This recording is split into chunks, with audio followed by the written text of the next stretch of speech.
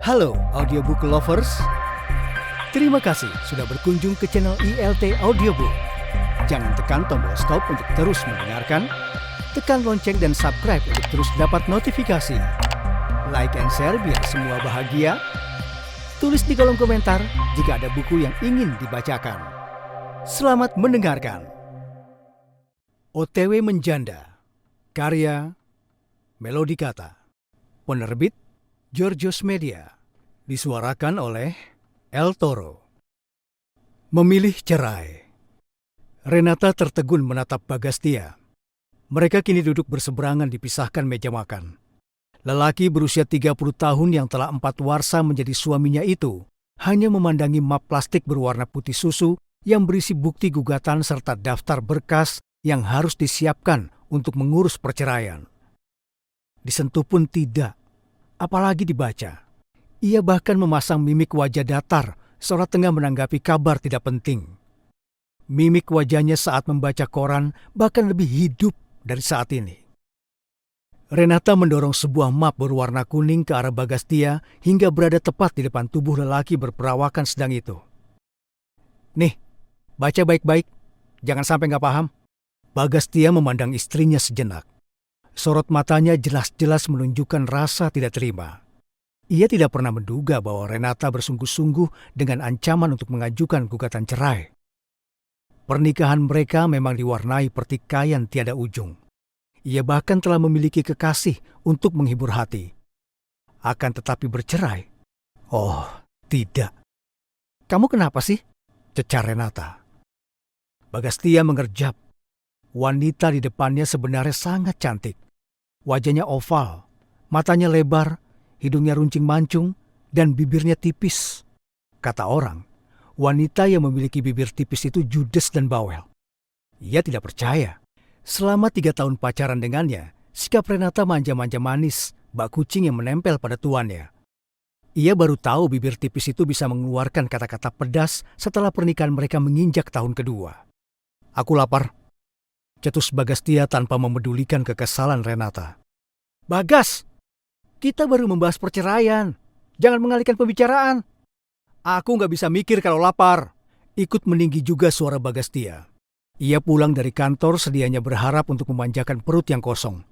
Namun, bukan santapan yang terhidang di meja, melainkan gugatan cerai. Aku nggak masak, mulai sekarang kita makan sendiri-sendiri dan tinggal terpisah. Loh, kita kan udah pisahan. Mau pisah gimana lagi? Renata menatap tajam. Maksudku pisah rumah, bukan pisah kamar. Loh, terus aku tinggal di mana dong? Terserah. Bagastia melengos seraya mengembuskan napas kasar. Kenapa nggak ke rumah Dewi aja? Sekalian nikahan di sana. Tantang Renata. Aku nggak mau serumah sama Dewi. Renata mengerutkan kening. Kamu udah pernah kumpul sama dia kan? Kenapa nggak mau serumah? Nggak. Apa bedanya? Nggak asik. Nanti cepat bosan. Enakan di sini. Kalau kangen atau kepingin baru ke tempat dia. Bagastia! Kamu mau membunuhku? Teganya ngomong begitu. Renata memekik dengan emosi memuncak, sementara yang diteriaki hanya meringis tanpa merasa dosa. Itu gunanya istri muda, sayangku. Istri tua untuk keamanan dan kestabilan hidup. Istri muda untuk bersenang-senang. Renata sudah beberapa kali mendengar alasan itu. Tetap saja, saat mendengarnya kembali, dadanya naik turun tidak karuan. Sudah setahun pernikahan mereka membara bagai neraka. Pertengkaran demi pertengkaran mewarnai hari. Penyebabnya klasik. Bagastia jatuh ke pelukan wanita lain. Padahal selama ini yang banyak membanting tulang adalah Renata. Bekerja sebagai agen di perusahaan sekuritas, Renata menghandle klien-klien bermodal tebal. Bila beruntung, ia bisa mendapatkan tip yang sangat lumayan. Lumayan dalam hal ini bukan hanya cukup untuk membeli baju, tas, atau alat rias. Akan tetapi bisa untuk membeli sepetak tanah lalu membangun rumah kecil di daerah eksklusif di Bumi Serpong Damai, Tangerang Selatan. Gaji Bagastia yang ASN di kota Tangerang tidak bisa menandingi penghasilan Renata. Barangkali itulah alasan utama Bagastia mencari perempuan lain yang inferior. Di depan Renata, keluhan yang selalu diungkapkan lelaki itu adalah sang istri tidak menghargai dan mencintai dirinya lagi. Renata telah menginjak-injak martabatnya sebagai lelaki. Sudah pasti Renata tidak terima dituduh seperti itu. Yang namanya selingkuh, tetaplah selingkuh.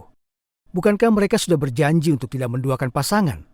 Mengapa sekarang Bagastia ingin menikah kembali? Oh, Renata tidak rela. Biar bumi berputar terbalik, ia tidak sudi dimadu. Kamu seharusnya senang aku bilang jujur apa adanya. Nggak berbelit-belit kayak orang lain. Coba kayak si Andi itu. Pusing sendiri berbohong sana-sini. Aku kan simpel. Mau begini, ya aku bilang begini. Mau begitu, aku akan bilang seperti itu. Lanjut Bagastia. Bagastia, cukup sudah kamu menyiksa aku dengan perselingkuhan. Sekarang malah ngomong seperti itu tanpa merasa bersalah. Dasar lelaki hidung belang. Kalimat itu dilanjutkan Renata dengan menyebut segala binatang yang melata di muka bumi.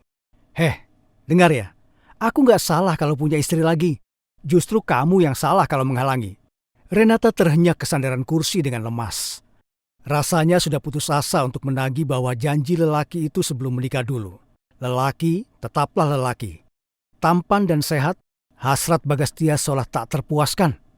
Sedangkan dirinya adalah perempuan yang sebentar lagi melewati masa keemasan. Apa yang bisa ia berikan pada sang suami? Anak pun mereka belum diberi. Tanpa disadari, air mata Renata menggenang di pelupuk, siap untuk meluncur ke pipi. Bagastia menatap iba. Ia masih menyukai Renata, walau mulutnya lebih pedas dari tamparan sandal. Selain wajahnya cantik, tubuh Renata memiliki proporsi yang pas antara sintal dan ramping, sehingga sangat menggemaskan bila menggeliat di ranjang. Sayang sekali, mereka belum mendapat anak, walau sudah mencoba berbagai jamu dan obat medis. Bahkan berulang kali mendatangi orang pintar. Barangkali rahim wanita itu memang kering. Biarpun begitu, ia tidak mau melepas Renata. Oh, wanita senda itu jangan sampai jatuh ke tangan lelaki lain. Gak usah nangis. Kamu kebanyakan tuntutan sih, makanya sakit sendiri. Coba terima saja Dewi sebagai madu. Masalah selesai kan? Renata menghapus air mata dengan kedua telapak tangan. Cukup sudah. Ia tak mau mendengar kalimat menyakitkan itu lagi. Jangan mengajak berantem. Nih, simpan daftarnya lalu siapkan. Minggu depan harus kamu kasih aku. Renata menegaskan sekali lagi permintaannya. Ia sudah mendatangi pengadilan agama dan melakukan gugatan cerai. Bukti gugatan itu sudah ia sertakan dalam map yang sekarang tergeletak di hadapan Bagastia. Beneran aku gak dikasih makan? Gak ada makanan. Capek deh. Ya udah, aku mau beli sate kambing. Kamu mau nggak? Enggak. Bagastia bangkit dari duduk lalu meraih kunci mobil, dompet, dan ponsel dari atas meja. Ia berbalik begitu saja. Hei, berkasnya dibawa dong. Nanti aja. Lelaki itu terus melangkah tanpa menoleh. Gak ada nanti. Bawa sekarang. Sekalian baju-baju dan barang-barangmu. Mau tak mau, Bagastia membalikkan badan. Keningnya berkerut. Aku diusir nih, kisahnya. Harusnya aku gak perlu ngomong, kamu udah tahu sendiri. Kalau udah digugat cerai itu, ya harus keluar dari rumah ini. Bagastia termangu sejenak, lalu mengangguk. Buat apa juga tinggal di sini, kalau sudah tidak disiapkan makanan dan tidak bisa menikmati ranjang? Lebih baik pulang ke rumah orang tua di daerah Karawaci. Gak perlu diusir, aku bisa pergi sendiri. Ujar mulut berbibir tebal yang dulu membuat Renata jatuh hati. Sekarang sepasang bibir kemerahan itu justru membuatnya mual. Ia melihat dengan mata kepala sendiri benda kenyal itu mendarat di bibir perempuan lain. Cuy, jijik. Renata selalu ingin meludah bila mengingat adegan tak senonoh itu. Habis ini kamu mau kemana? Bagastia balik bertanya. Renata berkedip dengan keheranan. Maksudmu? Rumah ini kan harta Gonogini. Kalau aku keluar, kamu juga gak berhak tinggal di sini. Kontan Renata memicing. Kamu lupa uang siapa yang dipakai untuk membeli rumah ini? Bukan uangmu kan?